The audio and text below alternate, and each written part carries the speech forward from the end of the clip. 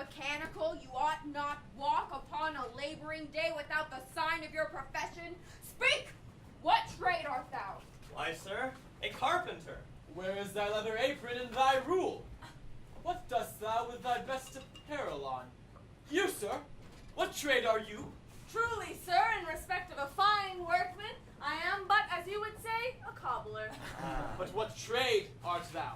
Answer me directly. A trade, sir, that I hope I may use with a safe conscience, which is indeed, sir, a mender of bad souls. What trade, thou knave, thou naughty knave, what trade? Nay, I beseech you, sir, be not out with me. Yet, if you be out, sir, I can mend you. What meanest thou by that?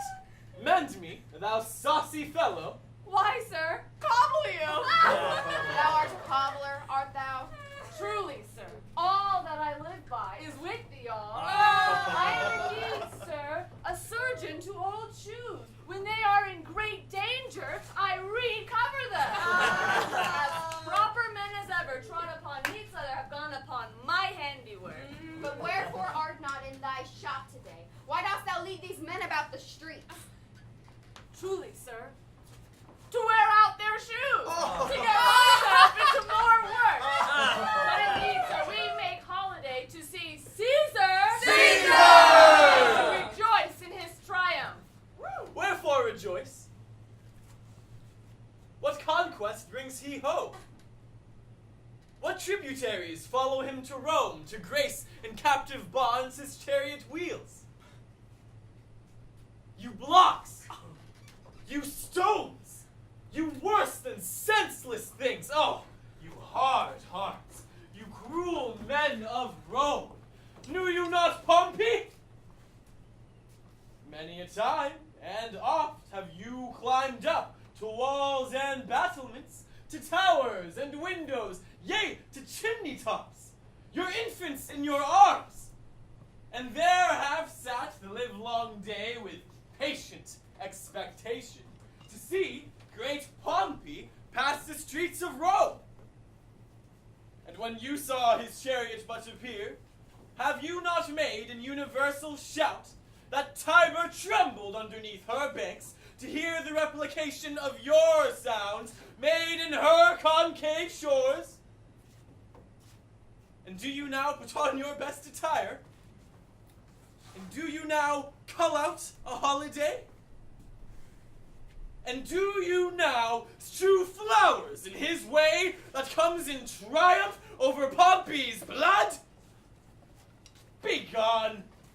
Run to your houses, fall upon your knees, pray to the gods to intermit the plague that needs must light on this ingratitude. Go, go, good countrymen, and for this fault assemble all the poor men of your sort. Draw them to Tiber banks and weep your tears into the channel, till the lowest stream do kiss the most exalted shores of all. See where their basest metal be not moved. They vanish tongue-tied in their guiltiness. Go you down that way towards the capital. This way will I.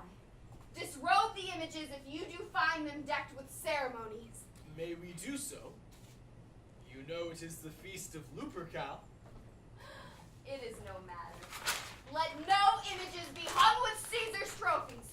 All about and drive away the vulgar from the streets. So do you too where you perceive them thick. These growing feathers plucked from Caesar's wing will make him fly an ordinary pitch. Who else would soar above the view of men and keep us all in servile fearfulness?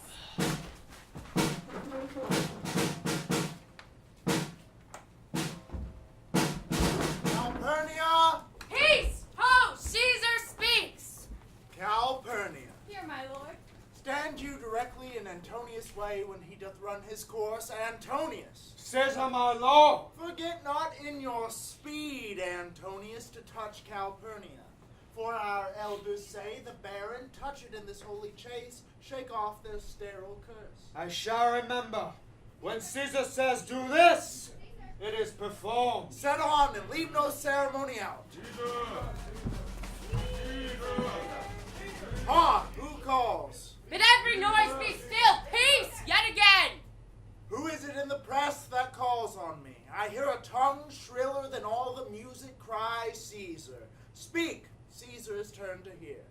Beware the Ides of March.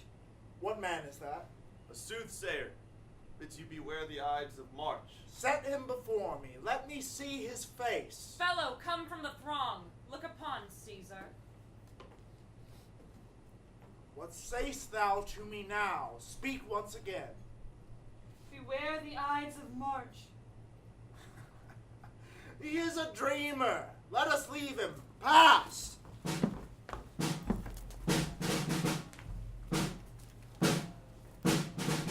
Will you go see the order of the course?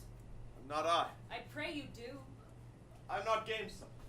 I do like some part of that quick spirit that is in Antony. Let me not hinder, Cassius, your desires. I'll leave you. Brutus, I do observe you now of late. I have not from your eyes that gentleness and show of love as I was wont to have. You bear too stubborn and too strange a hand over your friend that loves you. Cassius, be not deceived. If I have veiled my look, I turn the trouble of my countenance merely upon myself. Vexed I am of late with passions of some difference, conceptions only proper to myself, which give some soil perhaps to my behaviors. Let not therefore my good friends be grieved, among which number, Cassius, be you one, nor construe any further my neglect than that poor Brutus, with himself at war, forgets the shows of love to other men. In Brutus I have much mistook your passions, by means whereof this breast of mine hath buried thoughts of great value, worthy cogitations. Tell me, good Brutus, can you see your face? No, Cassius. For the eye sees not itself but by reflection, by some other things. 'Tis just. And it is very much lamented, Brutus, that you have no such mirrors as will turn your hidden worthiness into your eye, that you might see your shadow. I have heard were many of the best respect in Rome, except immortal Caesar, speaking of Brutus and groaning underneath this age's yoke, have wished that noble Brutus had his eyes. Into what dangers would you lead me, Cassius? That you would have me seek into myself for that which is not in me. Therefore, good Brutus, be prepared to hear. And since I know you cannot see yourself so well as by reflection, I, your glass, will modestly discover to yourself that of yourself which you yet know not of. What means this shouting? I do fear the people choose Caesar for their king. Aye, do you fear it? Then must I think you would not have it so. I would not, Cassius. Yet I love him well. But wherefore do you hold me here so long? What is it you would impart to me? If it be aught toward the general good, set honor in one eye and death in the other, and I will look on both indifferently. For let the gods so speed me as I love the name of honor more than I fear death. I know that virtue to be in you, Brutus, as well as I do know your outward favor. Well, honor is the subject of my story. I cannot tell what you and other men think of this life, but for my single self, I had as lief not be, as live to be, in awe of such a thing as I myself. I was born free as Caesar. So are you. We both have fed as well, and we can both endure the winter's cold as well as he. For once, upon a raw and gusty day, the troubled Tiber chafing with her shores, Caesar said to me, "Darest thou, Cassius, now leap in with me into this angry flood and swim to yonder point?" Upon the word, accoutred as I was, I plunged in and bade him follow. So indeed he did. The torrent roared, and we did buffet it with lusty sinews, throwing it aside and stemming it with hearts of controversy. But ere we could arrive the point proposed, Caesar cried, "Help me, Cassius, or I sink!" I, as Aeneas, our great ancestor, ancestor did from the flames of Troy upon his shoulders the old Anchises bear, so from the waves of Tiber did I, the tired Caesar. And this man has now become a god. And Cassius is a wretched creature who must bend his body if Caesar carelessly but not on him. He had a fever when he was in Spain. And when the fit was on him, I did mark how he did shake. 'Tis true, this god did shake.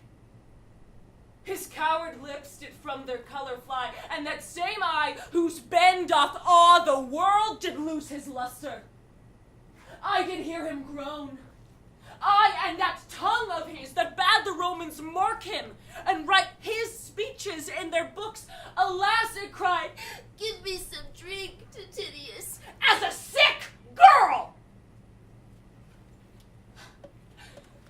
Ye gods, it doth amaze me, a man of such a feeble temper should so get the start of the majestic world and bear the palm alone. Another general shout. I do believe that these applauses are for some new honors that are heaped on Caesar. Why, man, he doth bestride the narrow world like a colossus, and we petty men walk under his huge legs and peep about to find ourselves dishonorable graves. Men at some time are masters of their fates. The fault, dear Brutus, is not in our stars, but in ourselves, that we are underlings. Brutus and Caesar. What should be in that Caesar? Why should that name be sounded more than yours? Write them together. Yours is as fair a name. Sound them. It doth become the mouth as well. Weigh them. Yours is as heavy. Conjure with them. Brutus will start a spirit as soon as Caesar. Now in the names of all the gods at once, upon what meat doth this our Caesar feed that he is grown so great? Age, thou art shamed. Rome, thou hast lost the breed of noble bloods. When went there by an age since the great flood? But it was famed with more than with one man. Oh, you and I have heard our fathers say, there was a Brutus once that would have brooked the eternal devil to keep his state in Rome as easily as a king. That you do love me, I am nothing jealous. What you would work me to, I have some aim. How I have thought of this and of these times I shall recount hereafter. Till then, my noble friend, chew upon this. Brutus had rather be a villager than to repute himself a son of Rome under these hard conditions, as this time is like to lay upon us. I'm glad that my weak words have struck but thus much show of fire from Brutus. The games are done. Caesar is returning. As they pass by, pluck Cassius by his sleeve, and he will, after his sour fashion, tell you what hath succeeded worthy of today. I will do so. But look you, Cassius. The angry spot doth glow on Caesar's brow, and all the rest look like a chicken train. Casca will tell us what the matter is. Antonius, Caesar, let me have men about me that are fat, sleek-headed men and such as sleep o' nights. Young Cassius has a lean and hungry look. He thinks too much. Such men are dangerous. Fear him not, Caesar is not dangerous. He is a noble Roman and well given. Would he were fatter! But I fear him not. Yet if my name were liable to fear, I do not know the man I should avoid so soon as that spare Cassius. He reads much, he is a great observer, and he looks quite through the deeds of men. He loves no plays as thou dost, Antony. He hears no music. Seldom he smiles, and smiles in such a sort as if he mocked himself, and scorned his spirit that could be moved to smile at anything. Such men as he be never at heart's ease whilst they behold a greater than themselves, and therefore are they very dangerous. I rather tell thee what is to be feared than what I fear, for always I am Caesar! Caesar! Come on my right hand, for this ear is deaf, and tell me truly what thou thinkst of him.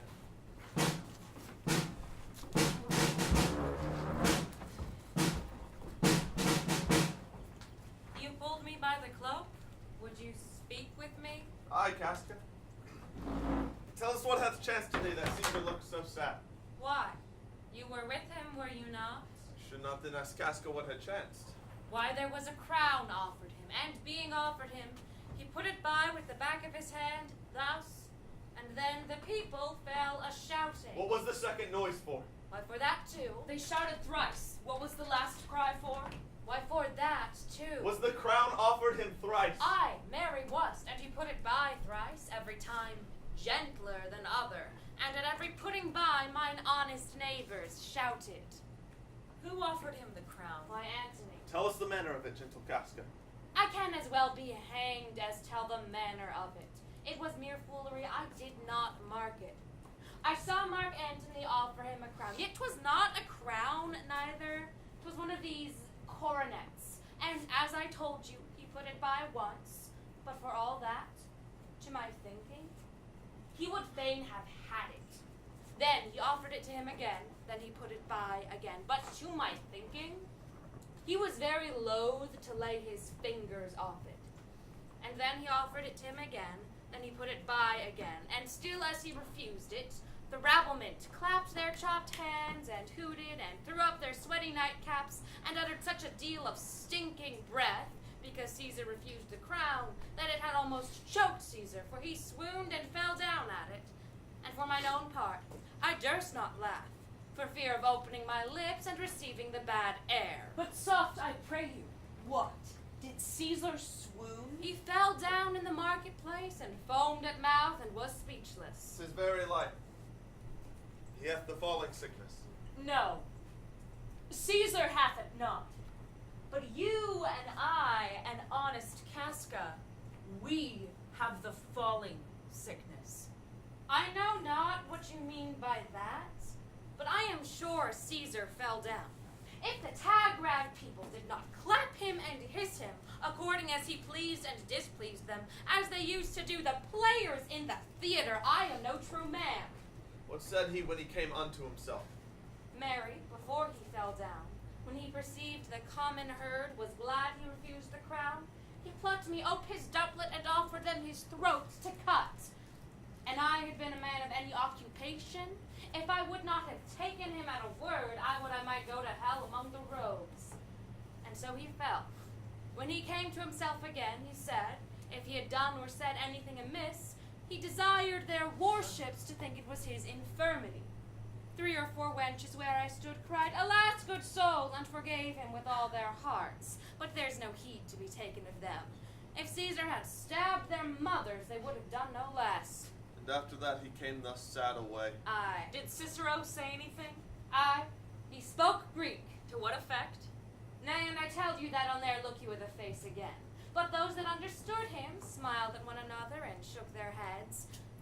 But for mine own parts, it was Greek to me. I can tell you more news, too. Marillus and Flavius, for pulling scarves off Caesar's images, are put to silence. Fare you well. There was more foolery yet, if I could remember it. Will you sup with me tonight, Casca? No, I am promised forth. Will you dine with me tomorrow, then? Aye, if I be alive, and your mind whole, and your dinner worth the eating. Good. I will expect you. Do so. Farewell, both. What a blunt fellow is this grown to be. He was quick-mettled when he went to school. So is he now in execution of any bold or noble enterprise? However, he puts on this tardy form. Tomorrow, if you please to speak with me, I will come home to you. Or, if you will, come home to me, and I will wait for you. I will do so. Till then, think of the world.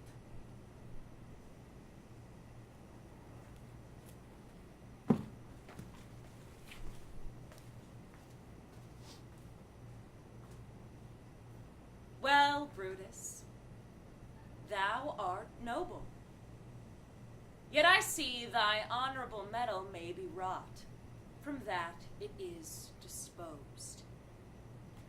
Therefore it is meet that noble minds keep ever with their likes, for who's so firm that cannot be seduced? Caesar doth bear me hard, but he loves Brutus. If I were Brutus now, and he were Cassius, he should not humor me. I will this night, in several hands, in at his windows throw, writings, all tending to the great opinion Rome holds of his name, wherein obscurely Caesar's ambition shall be glanced at. And after that, let Caesar seat him sure, for we will shake him, or worse days endure. Good evening, Casca! Brought you Caesar home! Why are you breathless, and why stare you so? Are not you moved when all the sway of earth shakes like a thing unfirm, O Cicero? I have seen tempests when the scalding winds have rived the knotty oaks, and I have seen the ambitious ocean swell and rage and foam to be exalted with the threatening clouds. But never till tonight, never till now did I go through a tempest dropping fire. Why, saw you anything more wonderful? A Carthage slave, you know him well by sight, held up his left hand, which did flame and burn like 20 torches joined. Against the Capitol I met a lion, who glazed upon me and went surly by without annoying me. And there were drawn upon a heap 100 ghastly women, transformed with their fear, who swore they saw men all in fire walk up and down the streets. And I believe these are portentous things unto the climate that they point upon. Indeed, it is a strange disposed time. Come, Caesar, to the Capitol tomorrow. He doth. Good night, then, Casca. This disturbed sky is not to walk in. Farewell, Cicero. Who's there? A Roman. Casca, by your voice! Your ear is good. Cassius, what night is this? A very pleasing night to honest men. Whoever knew the heavens menace so? Those that have known the earth so full of faults. For my part, I have walked about the streets, submitting me unto the perilous night, and thus ungraced Casca, as you see, have bared my bosom to the thunderstone! But wherefore did you so much tempt the heavens? It is the part of men to fear and tremble when the most mighty gods by token send such dreadful heralds to astonish us. You are dull, Casca, and the sparks of life that should be in a Roman, you do want, or else you use not. You look pale and gaze and put on fear and cast yourself in wonder to see the strange impatience of the heavens. Now could I, Casca, name to thee a man most like this dreadful night, that thunders, lightens, opens graves, and roars, a man no mightier than thyself for me, in personal action, yet prodigious grown and fearful as these strange eruptions are. 'Tis Caesar that you mean, is it not, Cassius? Let it be who it is. Indeed. They say the senators tomorrow mean to establish Caesar as a king, and he shall wear his crown by sea and land in every place, save here in Italy. I know where I will wear this dagger then. Cassius from bondage will deliver Cassius. Therein, ye gods, you make the weak most strong. Therein, ye gods, you tyrants do defeat. That part of tyranny that I do bear, I can shake off at pleasure. So can I. So every bondman in his own hand bears the power to cancel his captivity. And why should Caesar be a tyrant then? Poor man, I know he would not be a wolf, but that he sees the Romans are but sheep. He were no lion, were not Romans hinds. What trash is Rome? What rubbish and what awful when it serves for the base matter to illuminate so vile a thing as Caesar. But oh grief, where hast thou led me? I perhaps speak this before a willing bondman. You speak to Casca, and to such a man that is no fleering telltale. Hold my hands. Be factious for redress of all these griefs, and I will set this foot of mine as far as who goes farthest. There's a bargain made. Get close a while, for here comes one, and hey, ho! 'Tis Cinna. I do know him by his gait. He is a friend. Cinna, where haste you so? To find out you! Who's that? Metellus Simber! No, it is Casca, one incorporate to our attempts. Am I not stayed for, Cinna? I am glad on't. What a fearful night is this! There's 2 or 3 of us have seen strange sights! Am I not stayed for? Tell me! Yes, you are. Oh, Cassius, if you could but win the noble Brutus to our party. Be you content, good Cinna. Take this paper, look you, lay it in the praetor's chair, where Brutus may but find it, and throw this in at his window. Set this up with wax upon old Brutus' statue. All this done, repair to Pompey's porch, where you shall find us. Is Decius Brutus and Trebonius there? All but Metellus Simber, and he's gone to seek you at your house. Come, Casca. You and I will yet ere day see Brutus at his house. 3 parts of him is ours already, and the man entire upon the next encounter yields him ours. Oh, he sits high in all the people's hearts, and that which would appear offence in us, his countenance, like riches alchemy, will change to virtue and to worthiness. Him and his worth and our great need of him you have right well conceded. Let us go, for it is after midnight, and ere day we will awake him and be sure of him. What, Lucius, how? I cannot by the progress of the stars give guess how near today. Lucius, I say, I would it were my fault to sleep so sound. When, Lucius, when? Awake, I say, what, Lucius?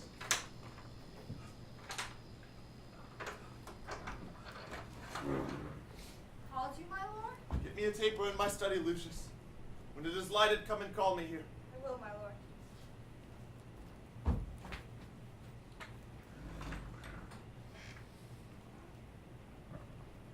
It must be by his death. Then for my part, I know no personal cause to spurn at him. But for the general, he would be crowned. How that might change his nature, there's the question. It is the bright day that brings forth the adder and that craves wary walking. Crown him that. And then I grant we put a sting in him, that at his will he may do danger with. The abuse of greatness is when it disjoins remorse from power. To speak truth of Caesar, I have not known when his affections swayed more than his reason. But 'tis a common proof that lowliness is young ambition's ladder, whereto the climber upward turns his face. But when he once attains the utmost round, he then unto the ladder turns his back, looks in the clouds, scorning the base degrees by which he did ascend. So Caesar may. Then lest he may prevent, and since the quarrel will bear no color for the thing he is, fashion it thus, that what he is, augmented, would run to these and these extremities. Therefore think him as a serpent's egg, which hatched, would as his kind grow mischievous, and kill him in the shell. The taper burneth in your closet, sir. Searching the window for a flint, I found this paper thus sealed up, and I am sure it did not lie there when I went to bed. Get you to bed again. It is not day. Is not tomorrow, boy, the Ides of March? I know not, sir. Look in the calendar and bring me word. I will, sir. The exhalations whizzing in the air give so much light that I may read by them.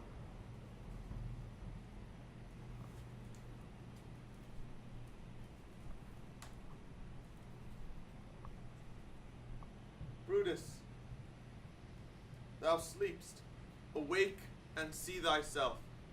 Shall Rome, etc. Speak, strike, redress. Such instigations have oft been dropped where I have took them up. Shall Rome, etc. Thus must I piece it out. Shall Rome stand under one man's awe? What? Rome? my ancestors did from the streets of Rome the Tarquin drive when he was called a king.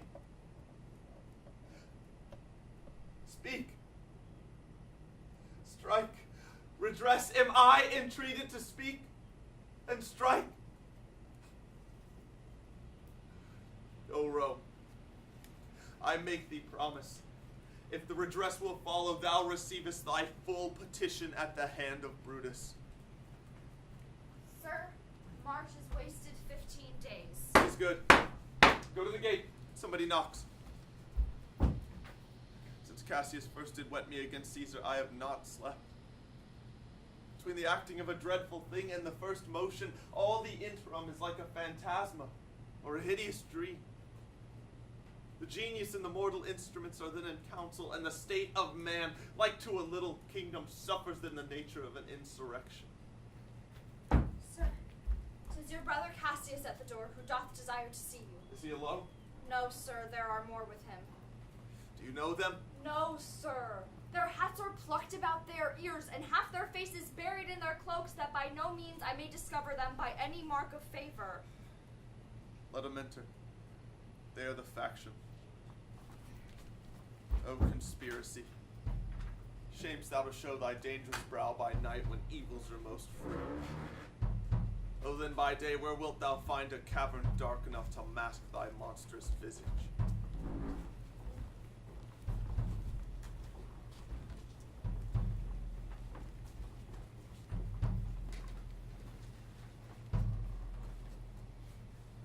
I think we are too bold upon your rest. Good morrow, Brutus. Do we trouble you? I have been up this hour, awake all night.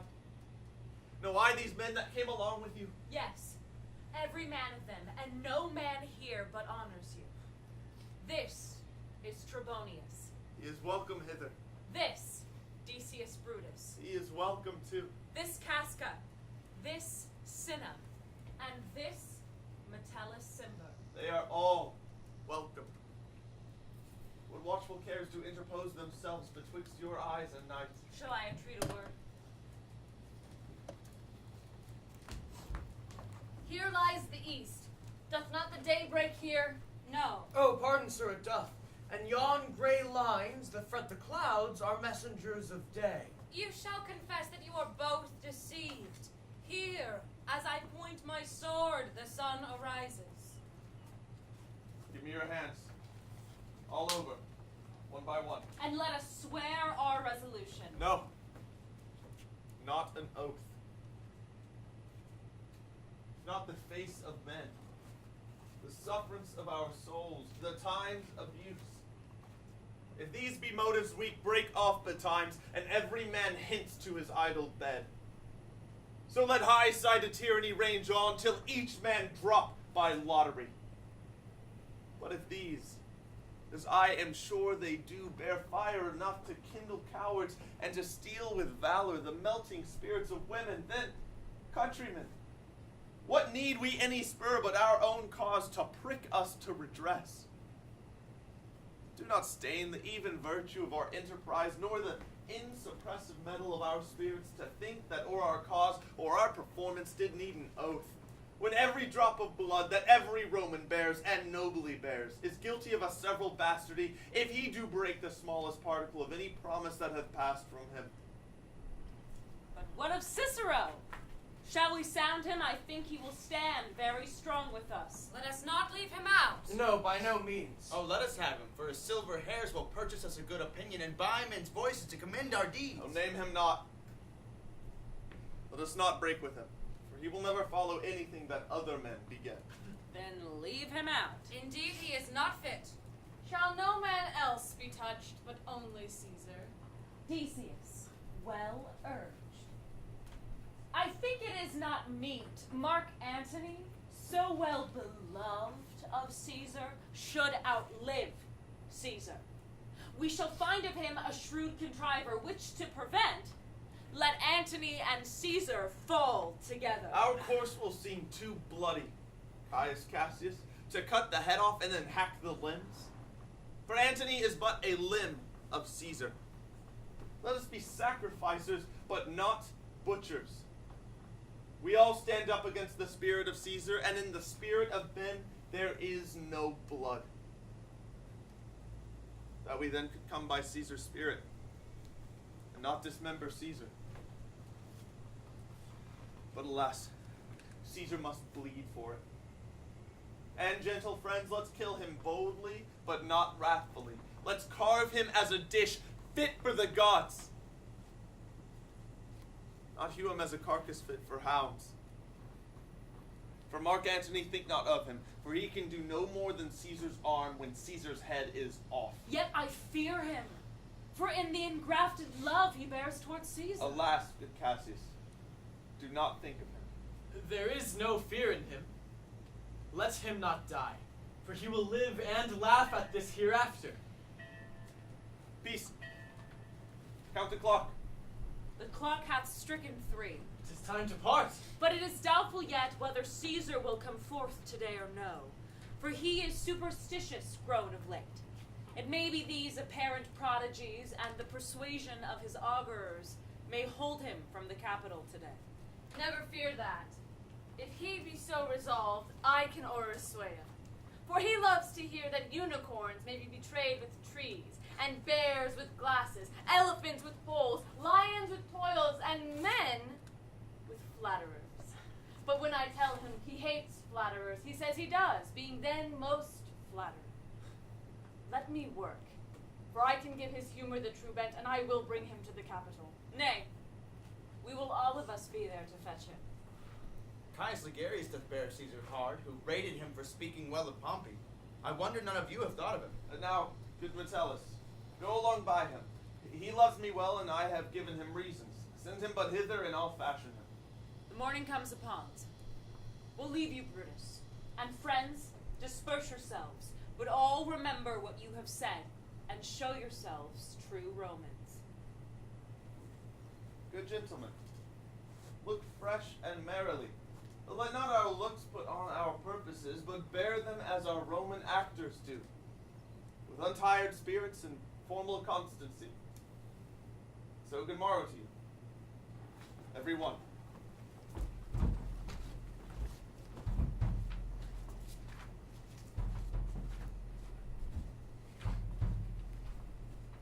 Boy! Lucius! Fast asleep. It is no matter.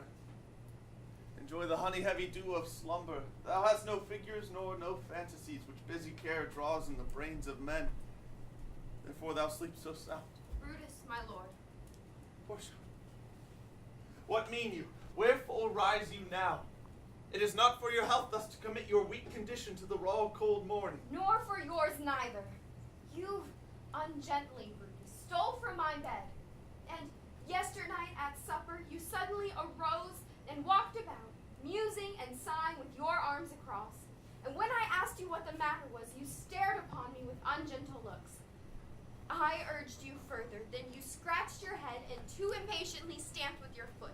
Yet I insisted, yet you answered not, but with an angry wafture of your hand gave sign for me to leave you. So I did, fearing to strengthen that impatience which seemed too much enkindled, and withal hoping it was but an effect of humor, which sometime hath his hour with every man. It will not let you eat, nor talk, nor sleep. And could it work so much upon your shape as it hath much prevailed on your condition, I should not know you, Brutus. Dear my lord, make me acquainted with your cause of grief. I am not well in health, and that is all. Brutus is wise, and were he not in health, he would embrace the means to come by it. Why, so I do. Good Portia, go to bed. Is Brutus sick? And is it physical to walk unbraced and suck up the humors of the dank morning? What? Is Brutus sick?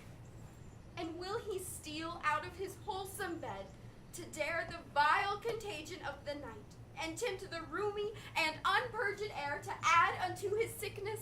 No, my Brutus, you have some sick offense within your mind, which by the right and virtue of my place I ought to know of. And upon my knees I charm you, by my once commended beauty, by all your vows of love, and that great vow which did incorporate and make us one, that you unfold to me, yourself, your half, why you are heavy, and what men tonight have had resort to you. For here have been some 6 or 7 who did hide their faces even from darkness. Kneel not, gentle Portia. I should not need if you were gentle Brutus, within the bond of marriage. Tell me, Brutus, is it accepted I should know no secrets that appertain to you? Am I yourself, but as it were in sort or limitation, to keep with you at meals, comfort your bed, and talk to you sometimes? Dwell I but in the suburbs of your good pleasure? If it be no more, Portia is Brutus' harlot, not his wife. You are my true and honorable wife, as dear to me as are the ruddy drops that visit my sad heart. If this were true, then should I know this secret? I grant I am a woman, but withal a woman that Lord Brutus took to wife. I grant I am a woman, but withal a woman well reputed, Cato's daughter. Think you I am no stronger than my sex, being so fathered and so husbanded? Tell me your counsels. I will not disclose them.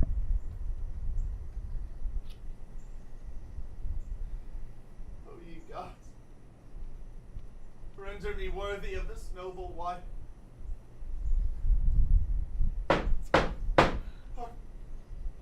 Hark, one not. Portia, go in a while, and by thy bosom shall partake the secrets of my heart. All my engagements I will construe to thee, all the correctory of my sad brow. Leave me with haste.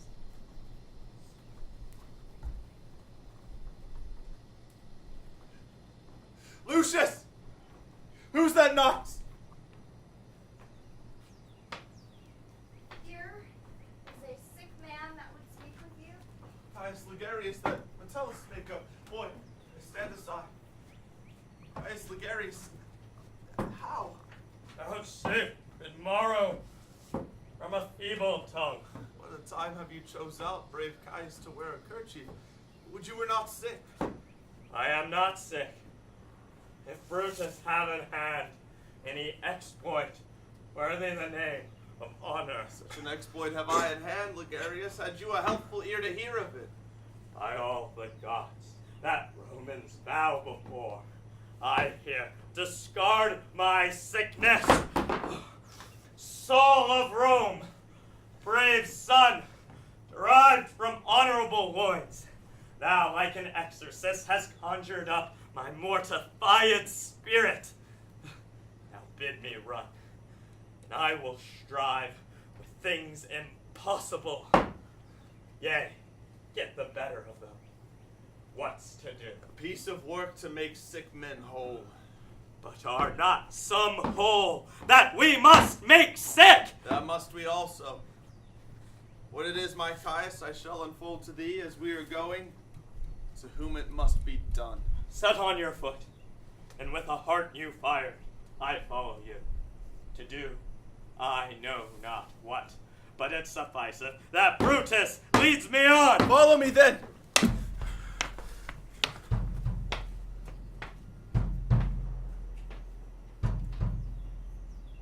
Nor heaven nor earth have been at peace tonight. Thrice hath Calpurnia in her sleep cried out, help! Oh, they murder Caesar. Who's within? My lord, Go bid the priest do present sacrifice and bring me their opinions of success. I will, my lord. What mean you, Caesar? Think you to walk forth? You shall not stir out of your house today. Caesar shall forth. The things that threaten me now looked but on my back. When they shall see the face of Caesar, they are vanishing. Caesar, I never stood on ceremonies, yet now they frighten me. There is one within, besides the things that we have heard and seen, recounts most horrid sight seen by the watch. A lioness hath whelped in the streets, and graves have yawned and yielded up their dead. Fierce, fiery warriors fight upon the clouds in ranks and squadron and right form of war, which drizzled blood upon the capital. The noise of battle hurtled in the air. Horses did neigh, and dying men did groan, and ghosts did shriek and squeal about the streets. Oh, Caesar, these things are beyond all use, and I do fear them. What can be avoided whose end is purposed by the mighty gods? Yet Caesar shall go forth, for these predictions are to the world in general as to Caesar. When beggars die, there are no comets seen. The heavens themselves blaze forth the death of princes. Cowards die many times before their deaths. The valiant never taste of death but once. Of all the wonders that I yet have heard, it seems to me most strange that men should fear, seeing that death, a necessary end, will come when it will come. What say the augurs? They would not have you to stir forth today, plucking the entrails of an offering forth that could not find a heart within the beast. The gods do this in shame of cowardice. Caesar should be a beast without a heart if he should stay at home today for fear. No, Caesar shall not. Danger knows full well that Caesar is more dangerous than he. We are 2 lions littered in one day, and I the elder and more terrible, and Caesar shall go forth. Alas, my lord, your wisdom is consumed in confidence. Do not go forth today. Call it my fear that keeps you in the house, and not your own. We'll send Mark Antony to the Senate house, and he shall say you are not well today. Let me, upon my knee, prevail in this. Mark Antony shall say I am not well, and for thy humor I will stay at home. Here's Decius Brutus. He shall tell them so. Caesar, all hail. Good morrow, worthy Caesar. I come to fetch you to the Senate house. And you are come in very happy time to bear my greeting to the senators and tell them that I will not come today. Cannot is false, and that I dare not falser. I will not come today. Tell them so, Decius. Say he is sick. Shall Caesar send a lie? Have I in conquest stretched mine arm so far to be afeard to tell grey beards the truth? Decius, go tell them Caesar will not come. Most mighty Caesar, let me know some cause, lest I be laughed at when I tell them so. The cause is in my will. I will not come. That is enough to satisfy the Senate, but for your private satisfaction, because I love you, I will let you know. Calpurnia here, my wife, stays me at home. She dreamt tonight she saw my statue, which like a fountain with 100 spouts did run pure blood, and many lusty Romans came smiling and did bathe their hands in it. And these does she apply for warnings and portents and evils eminent, and on her knee hath begged that I will stay at home today. This dream is all misinterpreted. It was a vision, fair and fortunate. Your statue, spouting blood in many pipes, in which so many smiling Romans bathed, signifies that from you great Rome shall suck reviving blood, and that great men shall press for tinctures, stains, relics, and cognizance. This, by Calpurnia's dream, is signified. And this way have you well expounded. I have, when you have heard what I can say, and know it now. The Senate have concluded to give this day a crown to mighty Caesar. If you shall send them word you will not come, their minds may change. Besides, it were a mock, apt to be rendered, for someone to say, break up the Senate till another time, when Caesar's wife shall meet with better dreams. If Caesar hide himself, shall they not whisper, lo, Caesar is afraid? Pardon me, Caesar, for my dear, dear love to your proceeding bids me tell you this, and reason to my love is liable. How foolish do your fears seem now, Calpurnia. I'm ashamed I did yield to them. Give me my robe, for I will go. And look where Publius has come to fetch me. Good morrow, Caesar. Welcome, Publius. What, Brutus, are you stirred so early too? Good morrow, Casca. Caius Ligarius, Caesar was ne'er so much your enemy as that same ague which hath made you lean. What is to clock? Caesar, struck an 8. I thank you for your pains and courtesy. See, Antony, that rebels long nights is notwithstanding up. Good morrow, Antony. So too, most noble Caesar. Bid them prepare within. I'm to blame to be thus waited for. Now, Cinna. Now, Metellus. What, Trebonius? I have an hour's talk in store for you. Remember that you call on me today. Be near me that I may remember you. Caesar, I will. And so near will I be that your best friends shall wish I had been further. Good friends, go in and taste some wine with me, and we, like friends, will straightway go together. That every like is not the same, O Caesar. The heart of Brutus yearns to think upon.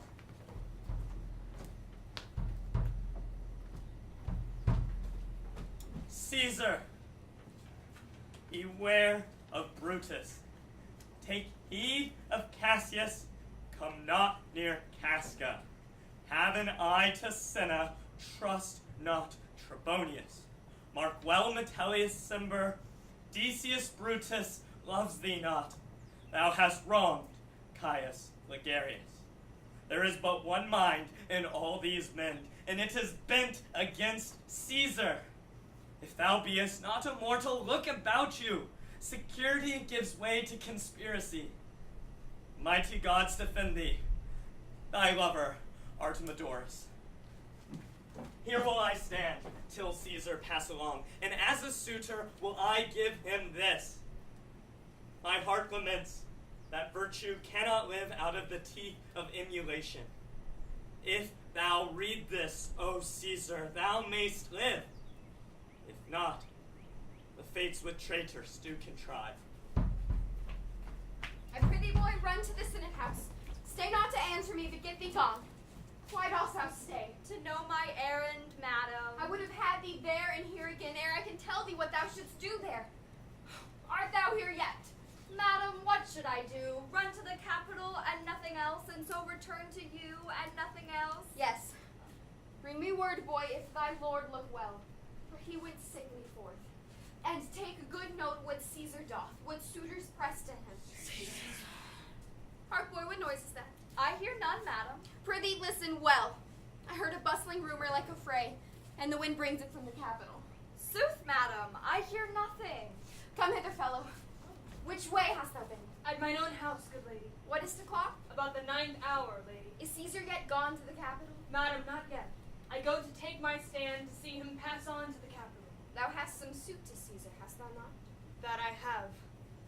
If it will please Caesar to be so good to Caesar as to hear me, I shall beseech him to befriend himself. Why? Knowest thou any harms intended towards him?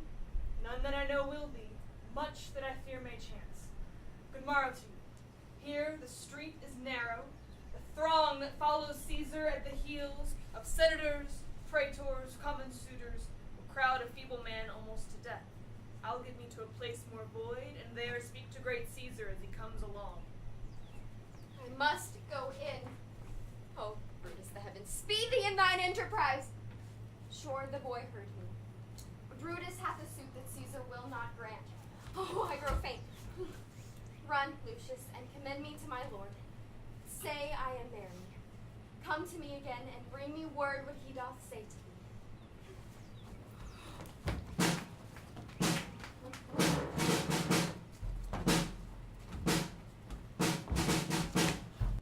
The Ides of March are come. Aye, Caesar, but not gone. Hail, Caesar, read this schedule. Trebonius doth desire you to or read at your best leisure this, his humble suit.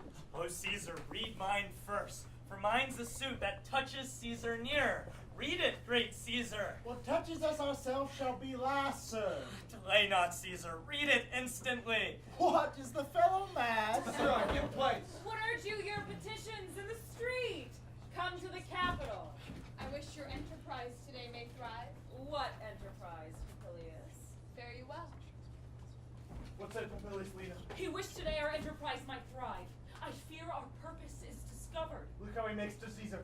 Mark him. Casca, be sudden, for we fear prevention. Brutus, what shall be done? If this be known, Cassius or Caesar never shall turn back, for I will slay myself. Cassius, be constant. Papilius Lena speaks not of our purposes, but look, he smiles. Caesar doth not change. Trebonius knows his time. For look you, Brutus, he draws Mark Antony out of the way. Where is Metellus Cimber? Let him go and presently prefer his suit to Caesar. He is addressed as near and second to Casca, you are the first that rears your hand. Are we all ready? What is now amiss that Caesar and his Senate must redress? Most high, most mighty, most puissant Caesar, Metellus Cimber throws before thy seat an humble heart. I must prevent thee, Cimber. These couchings and these lowly courtesies might fire the blood of ordinary men and turn pre-ordinance and first decree into the law of children. Be not fond to think that Caesar bears such rebel blood that will be thought from the true quality with that which melteth fools. I mean sweet words, low crooked curtsies, and base spaniel fawning. Thy brother by decree is banished. If thou dost bend and pray and fawn for him, I spurn thee like a cur out of my way. No, Caesar doth not wrong, nor without cause will he be satisfied. Is there no voice more worthy than my own to sound more sweetly in great Caesar's ear for the repealing of my banished brother? I kiss thy hand. Not in flattery, Caesar, desiring of thee that Publius Cimber may have an immediate freedom of repeal. What, Brutus? Pardon, Caesar. Caesar, pardon. As low as to thy foot doth Cassius fall, to beg enfranchisement for Publius Cimber. I could be well moved if I were as you. If I could pray to move, prayers would move me. But I am constant as the northern star, of whose true fixed and resting quality there is no fellow in the firmament. The skies are painted with unnumbered sparks. They are all fire, and every one doth shine, but there's but one in all doth hold his place. So in the world, 'tis furnished well with men, and men are flesh and blood and apprehensive. Yet in the number I do know but one, that unassailable holds on his rank unshaked of motion, and that I am he. Let me a little show it even in this, that I was constant, Cimber should be banished, and constant to remain to keep him so. Oh, Caesar! Hence wilt thou lift up Olympus? Great Caesar! Doth not Brutus bootless kneel? Speak hands for me!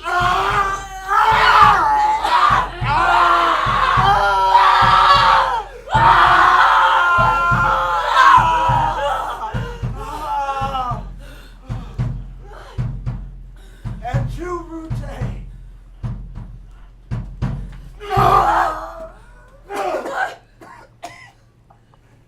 Then fall, Caesar.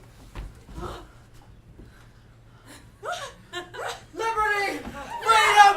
Tyranny is dead! Proclaim about the streets! Some to the common pulpits and cry out!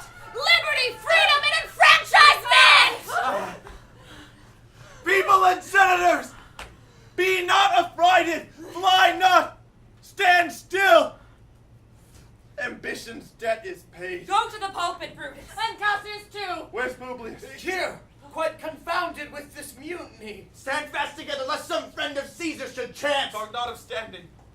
Publius, good cheer. There is no harm intended to your person, nor to no Roman else. So tell them, Publius. And leave us, Publius, lest that the people rushing on us should do your age some mischief. Do so. And let no man abide this deed but we the doers. Where's Antony? Fled to his house amaze. Men, wives, and children stare, cry out, and run as it were doomsday. Fates, we will know your pleasures. That we shall die, we know. 'Tis but the time and drawing days out that men stand upon. Why, he that cuts off 20 years of life cuts off so many years of fearing death. Grant that. And then is death a benefit? So are we Caesar's friends that have abridged his time of fearing death. Stoop, Romans. hands in Caesar's blood, up to the elbows, and besmear our swords.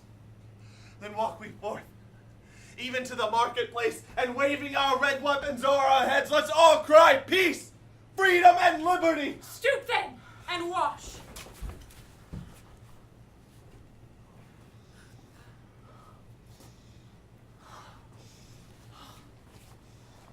How many ages hence shall this, our lofty scene, be acted over, in states unborn and accents yet unknown?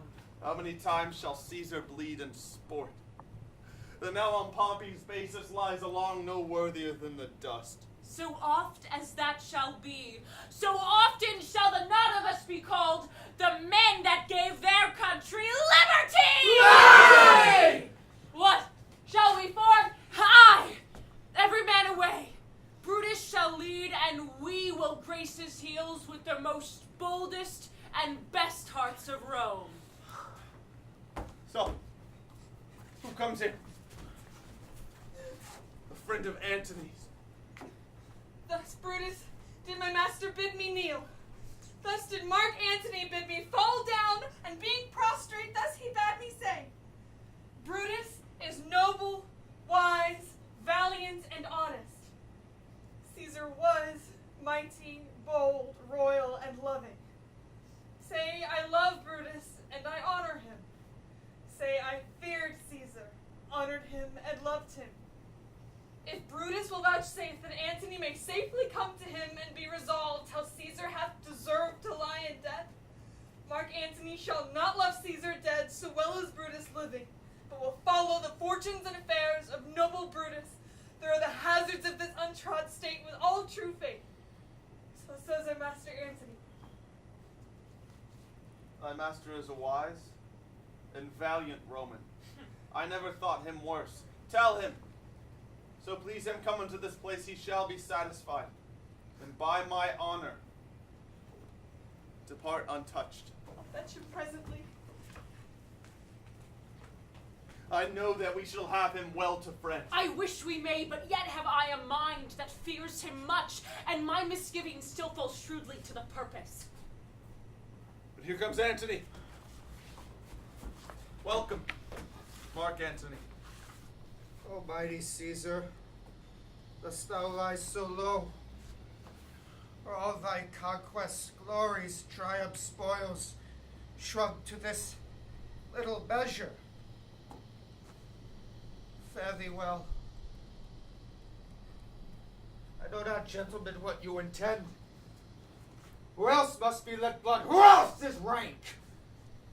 If I myself, there is no hour so fit as Caesar's death's hour, nor no instrument of half that worth as those your swords made rich with the most noble blood of all this world. I do beseech ye, if you bear me hard now, whilst your purple hands do reek and smoke, fulfill your pleasure. And live 1,000 years, I shall not find myself so apt to die. No place will please me so, no mean of death as here by Caesar. And by you cut off the choice and master spirits of this age. O Antony, beg not your death of us, though now we must appear bloody and cruel, as by our hands and this our present act you see we do. Yet see you but our hands, and this the bleeding business they have done. Our hearts you see not. They are pitiful, and pity to the general wrong of Rome hath done this deed on Caesar. For your part, your swords have leaden points, Mark Antony. Your voice shall be as strong as any man's in the disposing of new dignities. Only be patient till we have appeased the multitude, beside themselves with fear. Then we will deliver you the cause why I, that did love Caesar when I struck him, have thus proceeded. I doubt not of your wisdom. Let each man render me his bloody hand. First, Marcus Brutus, will I shake with you. Next, Caius Cassius, do I take your hand. Now, Decius Brutus, yours. Yours, Metellus. Yours, Cinna.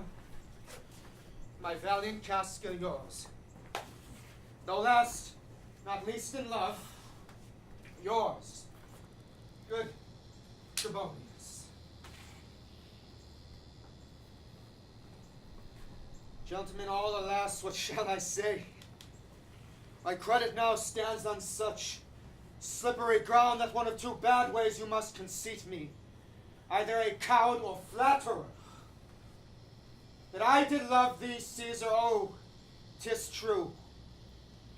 If then thy spirit look upon us now, shall it not grieve thee dearer than thy death, to see thy Antony making his peace, shaking the bloody fingers of thy foes most noble in the presence of thy corpse?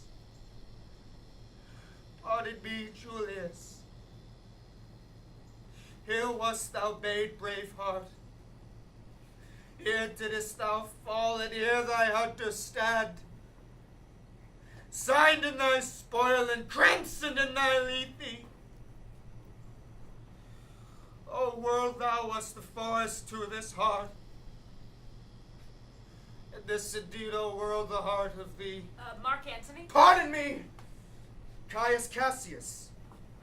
The enemies of Caesar shall say this, then in a friend it is called modesty. I blame you not for praising Caesar so. But what compact mean you to have with us? Will you be pricked in number of our friends, or shall we on and not depend on them? Therefore, I took your hands, but was indeed swayed from the point by looking down on Caesar. Friends, am I with you all, and love you all, upon this hope that you shall give me reasons why and wherein Caesar was dangerous. Or else were this a savage spectacle? Our reasons are so full of good regard that were you, Antony, the son of Caesar, you should be satisfied. That's all I see. And am moreover suitor that I may produce his body into the marketplace, and in the pulpit as becomes a friend, speak in the order of his funeral. You shall, Mark Antony. Oh, Brutus, a word with you. You know not what you do. Do not consent that Antony speak in his funeral. Know you how much the people may be moved by that which he will utter? By your pardon, I will myself into the pulpit first, and give the reason of our Caesar's death. What Antony shall speak, I will protest. He speaks by leave and by permission. Now we are contented Caesar shall have all true rights and lawful ceremonies, shall advantage more than do us wrong. I know not what may fall. I like it not. Mark Antony here. Take you Caesar's body. You shall not in your funeral speech blame us, but speak all good you can devise of Caesar. Say you do it by our permission, else shall you not have any hand at all about his funeral. And you shall speak in the same pulpit whereto I am going after my speech is ended. Be it so, I do desire no more. Prepare the body then. And follow us.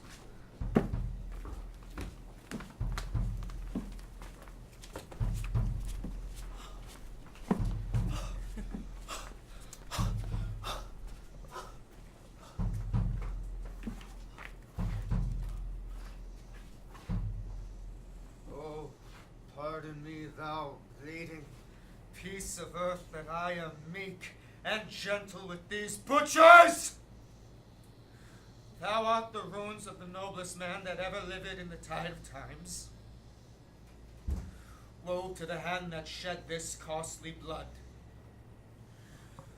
Over thy wounds now do I prophesy, which like dumb mouths do ope their ruby lips to bear the voice and utterance of my tongue. A curse shall light upon the limbs of men. Domestic fury and fierce civil strife shall cumber all the parts of Italy.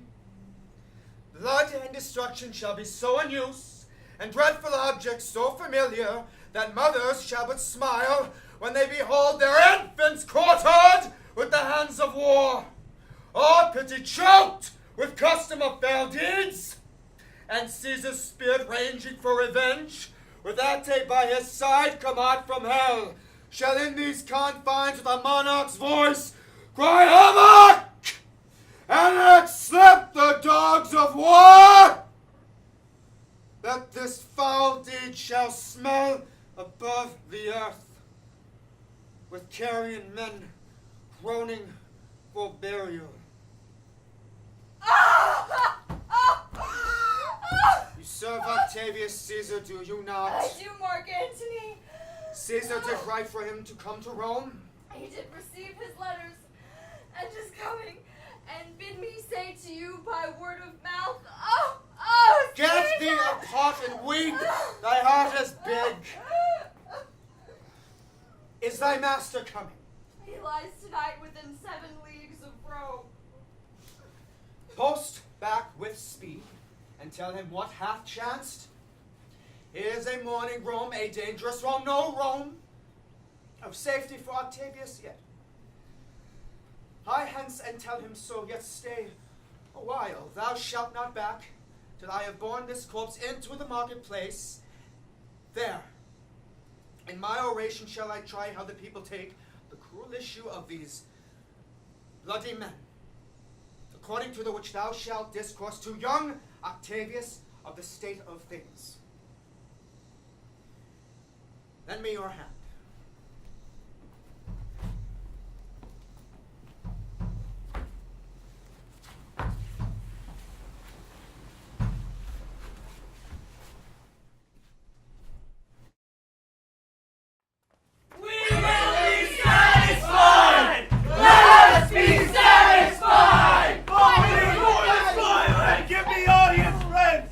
Cassius, go you into the other street and part the numbers. Those that will hear me speak, let him stay here. Those that will follow Cassius, go with him.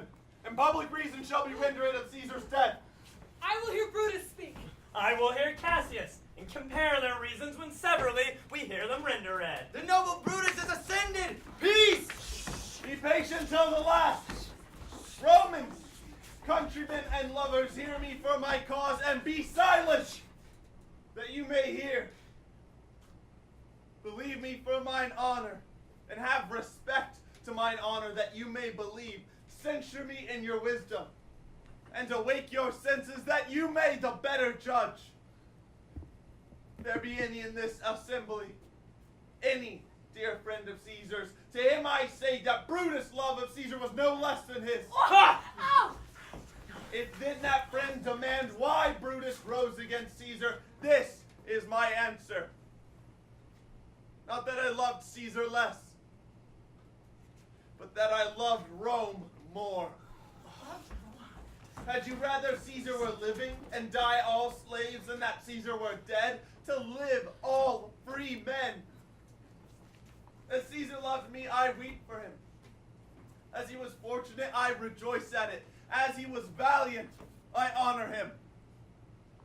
But as he was ambitious, I slew him. There is tears for his love, joy for his fortune, honor for his valor, and death for his ambition. Who is here so base that would be a bondman? If any speak, for him have I offended. Who is here so rude that would not be a Roman? If any speak, for him have I offended. Who is here so vile that will not love his country? If any speak, for him have I offended. I pause for a reply. None, Brutus, none! And none have I offended. I have done no more to Caesar than you shall do to Brutus. The question of his death is enrolled in the Capitol. His glory not extenuated wherein he was worthy, nor his offenses enforced, for which he suffered death.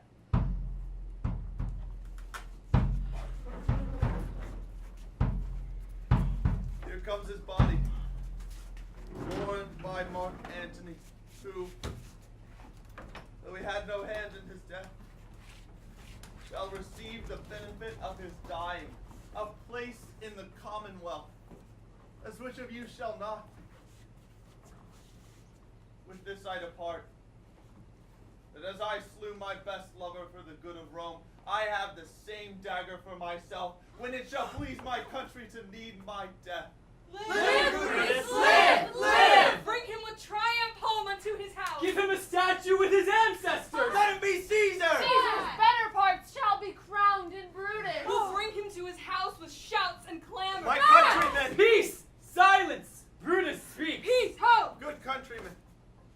me depart alone, and for my sake, stay here with Antony.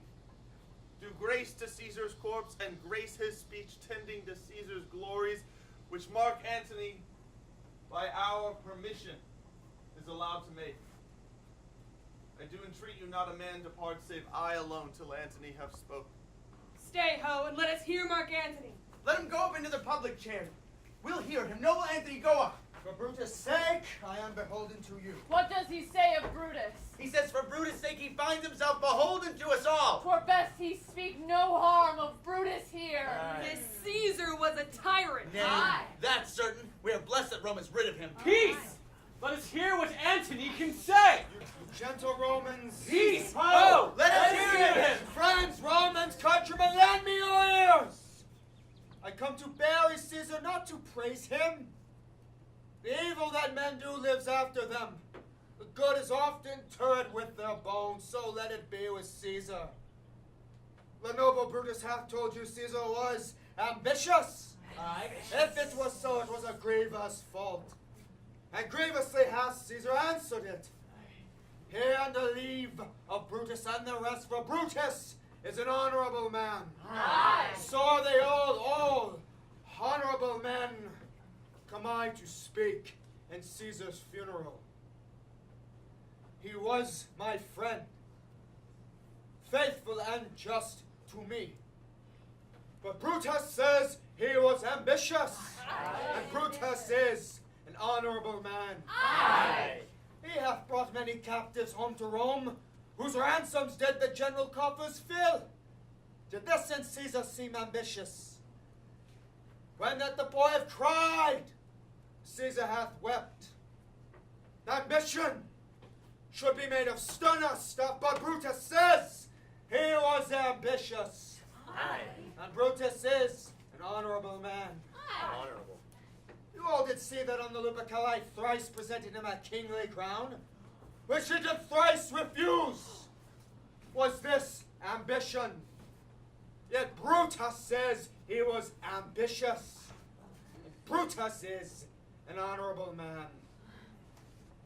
I speak not to disprove what Brutus spoke, but here I am to speak what I do know. You all did love him once, not without cause. What cause withholds you then to mourn for him? O judgment, thou art fled to brutish beasts and men have lost their reason. Bear with me. My heart is at the coffin there with Caesar, and I must pause till it come back to me. Methinks there is much reason in his saying. If thou consider rightly of the matter, Caesar has had great wrong. Has he, masters? I feel that will the worst come in its place. Marked ye his words? He would not take the crown. Therefore 'tis certain he was not ambitious. If he found so, some will dear abide it. Poor soul!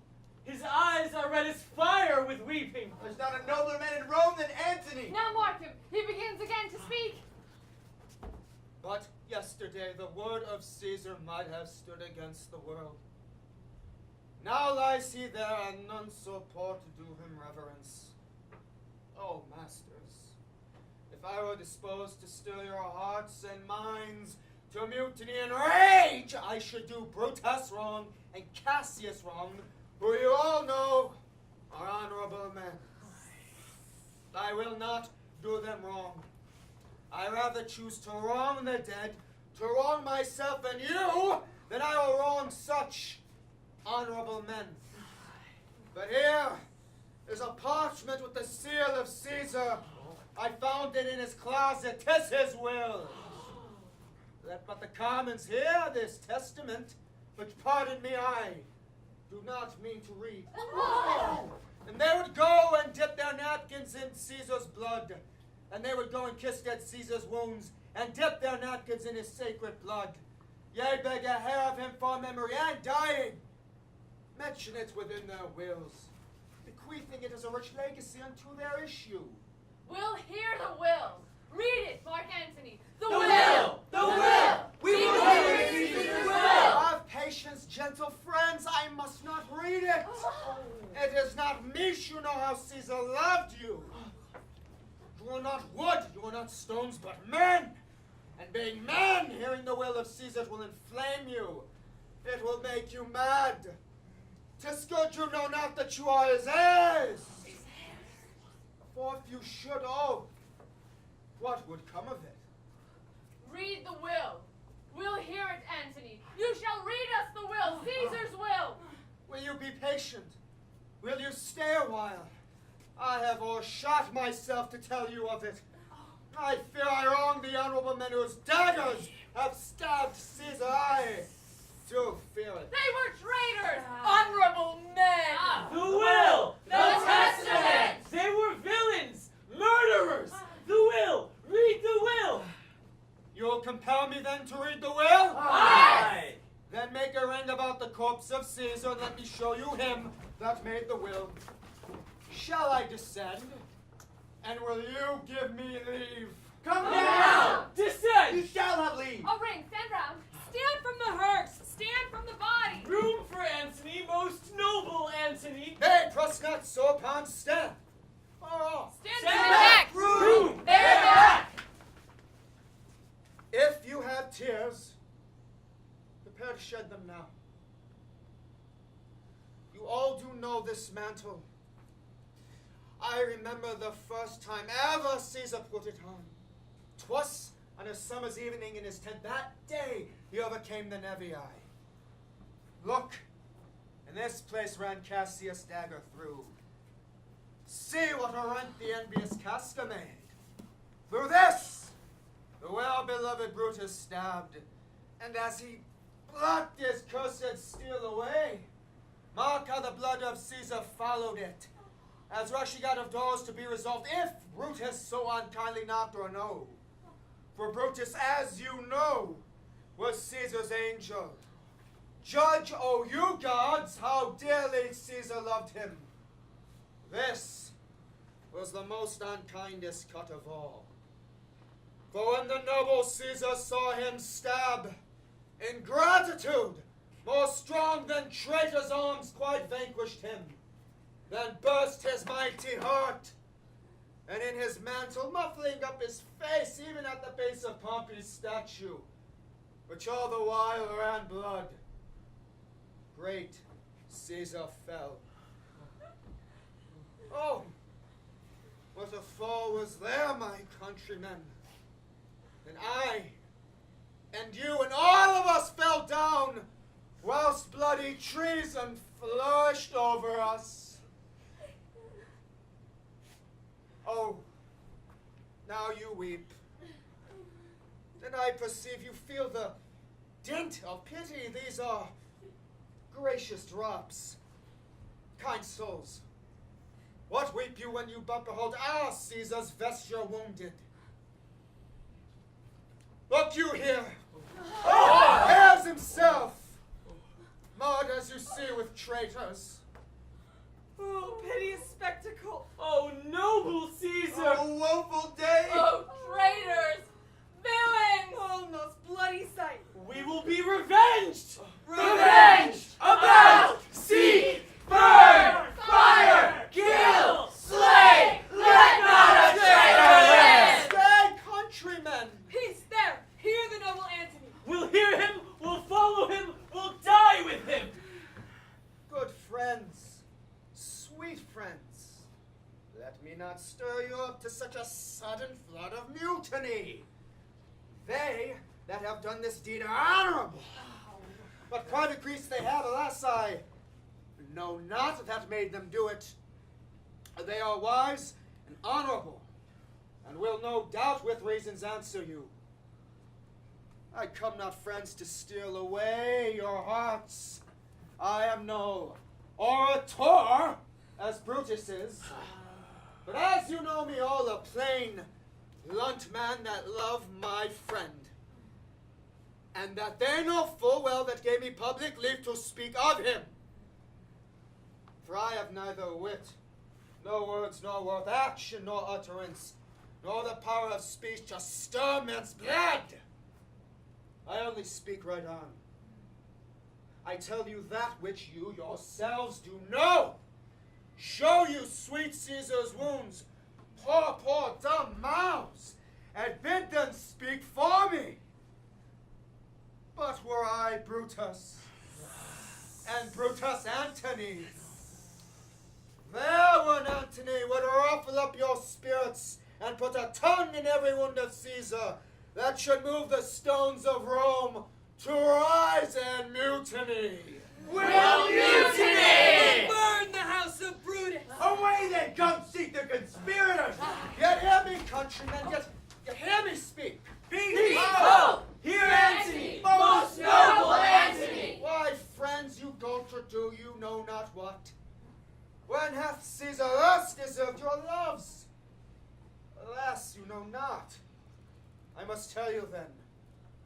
You have forgot the will I told you of. Most true! The will! Let's say and hear the will! Yeah, it's the will.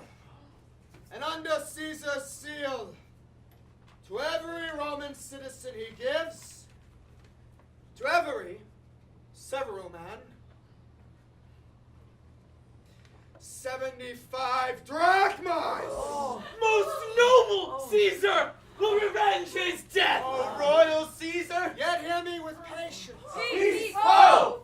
Moreover, he hath left you all his walks, his private harbors, and new planted orchards on this side Tiber. He hath left them you and to your heirs forever. Common pleasures to walk abroad and recreate yourselves. Here was a Caesar. When comes such another? Never! Come, away, away! We'll burn his body in the holy place, and with the brands, fire the traitors' houses. Take up the body! Go fetch fire! Block down benches! Lock down forts, windows, anything!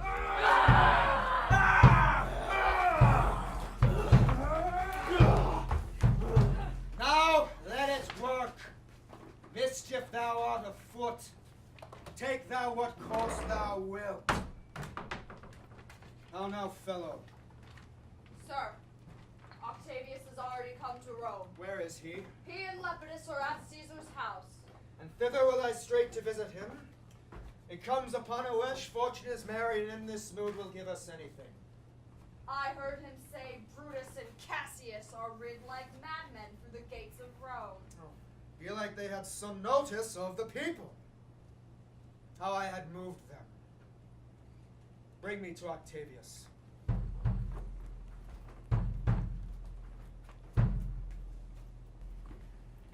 I dreamt tonight that I did feast with Caesar, and things unluckily charge my fantasy.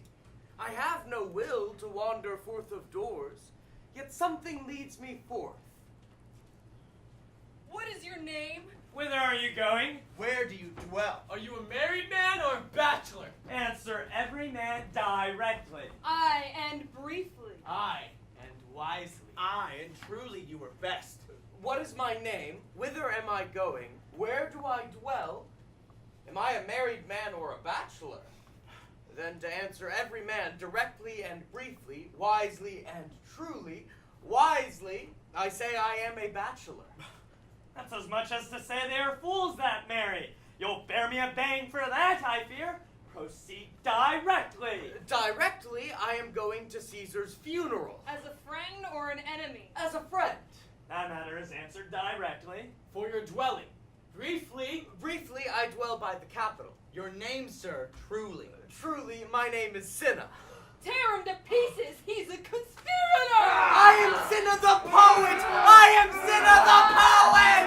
For his bad verses! Tear him for his bad verses! I am not Cinna the conspirator! It is no matter! His name's Cinna! Look what his name on his arm! And tear him! Come, brands, ho! Firebrands! To Brutus, to Cassius, burn all! Some to Decius' house, and some to Cascus, some to Ligarius, away! Go!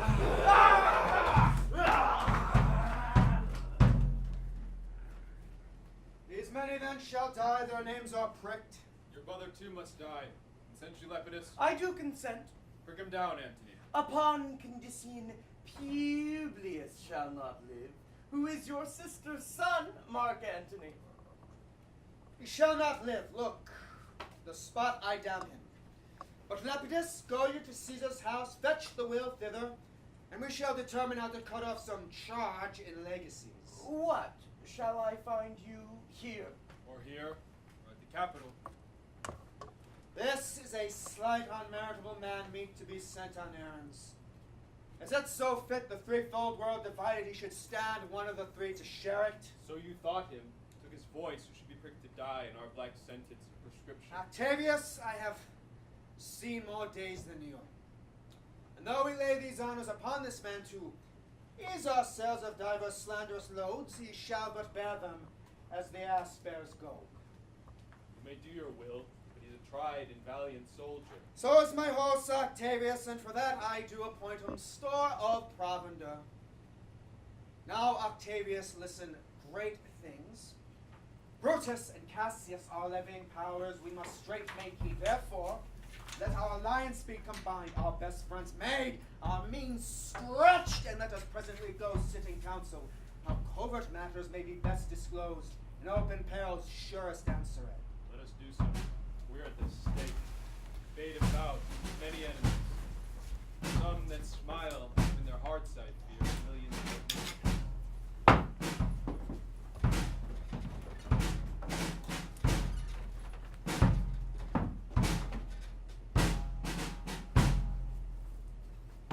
Stand ho! Give the word ho! And stand! Well now, Lucilius, is Cassius near? He is at hand, and Pindarus has come to do you salutation from his master. He greets me well. Your master, Pindarus, in his own charge or by ill officers, hath given me some worthy cause to wish things done undone. But if he be at hand, I shall be satisfied. I do not doubt but that my noble master will appear such as he is, full of regard and honor. He is not doubted. A word, Lucilius. How he received you, let me be resolved. With courtesy, and with respect enough, but not with such familiar instances, nor with such free and friendly conference as he hath used of old. Thou hast described a hot friend cooling. Comes his army on? They mean this night in Sardis to be quartered. The greater part, the horse in general, are come with Cassius. He is arrived. March gently on to meet him. Stand ho! Stand ho! Speak the word along. Stand! Stand! Stand! Most noble brother, you have done me wrong. Judge me, you gods. Wrong I mine enemies? And if not so, how should I wrong a brother? Brutus, this sober form of yours hides wrongs, and when you do them... Cassius, be content. Speak your grief softly. I do know you well.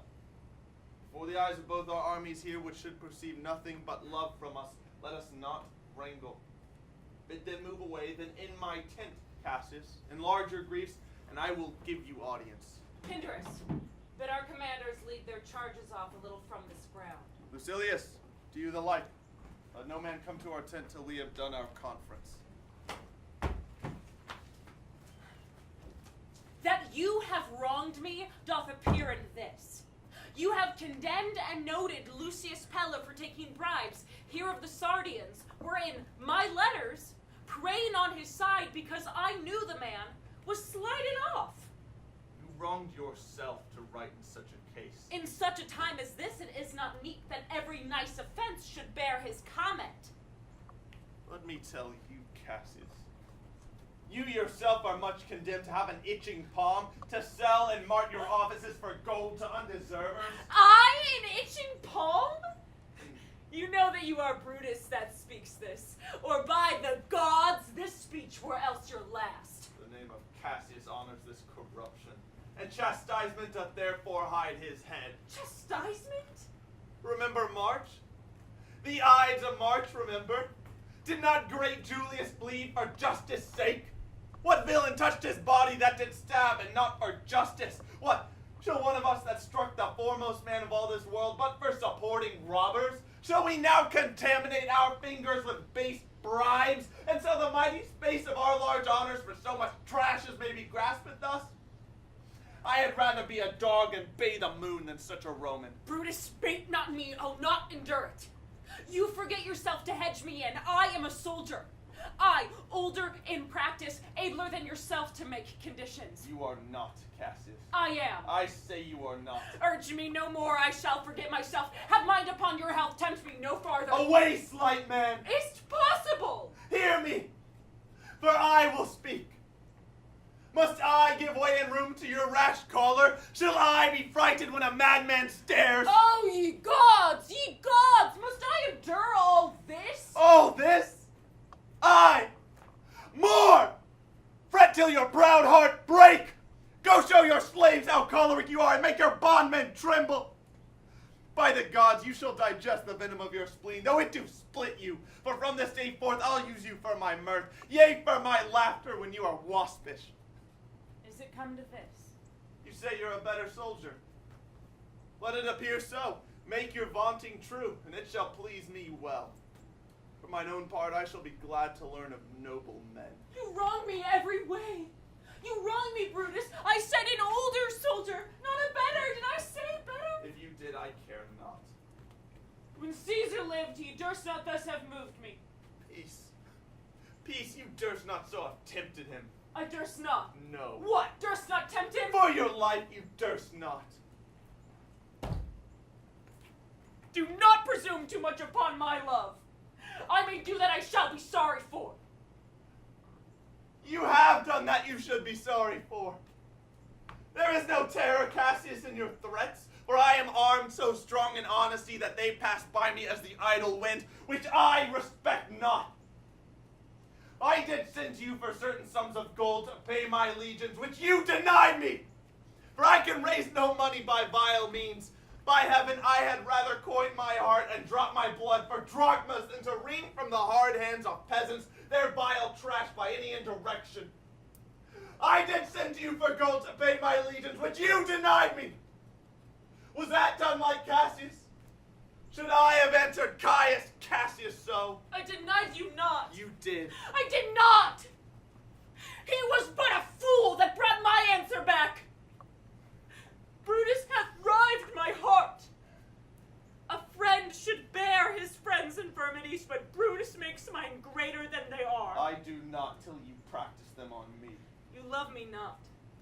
and do not like your faults. A friendly eye could never see such faults. A flatterer's would not, though they do appear as huge as high Olympus. Come, Antony, and young Octavius, come. Revenge yourselves alone on Cassius. For Cassius is a weary of the world, hated by one he loves, braved by his brother, checked like a bondman, all his faults observed, set in a notebook, learned and conned by rote to cast into my teeth. Oh, I could weep my spirit from mine eyes. There is my dagger, and here my naked breast. I that denied thee gold will give my heart. Strike as thou didst at Caesar, for I know when thou didst hate him worst. Thou lovest him better than ever thou lovest Cassius.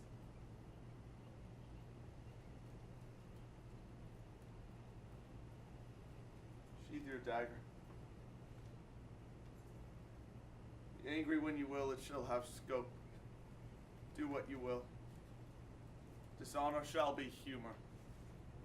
Hath Cassius lived to be but mirth and laughter to his Brutus, when grief and blood ill-tempered vexeth him? When I spoke that, I was ill-tempered too. Do you confess so much? Give me your hand.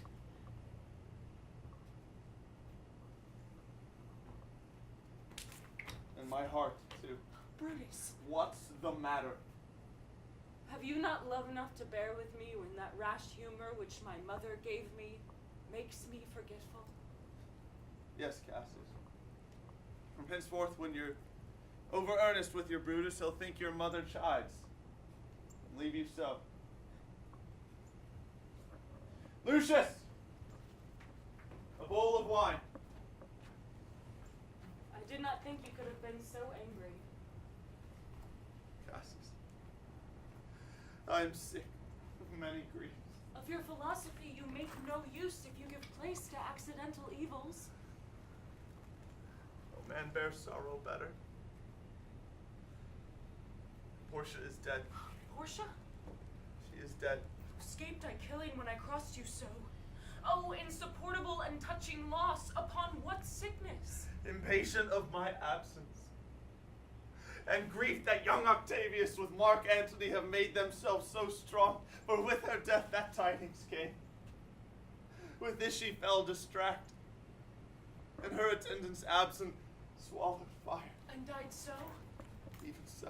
Oh, ye immortal gods. Speak no more of her.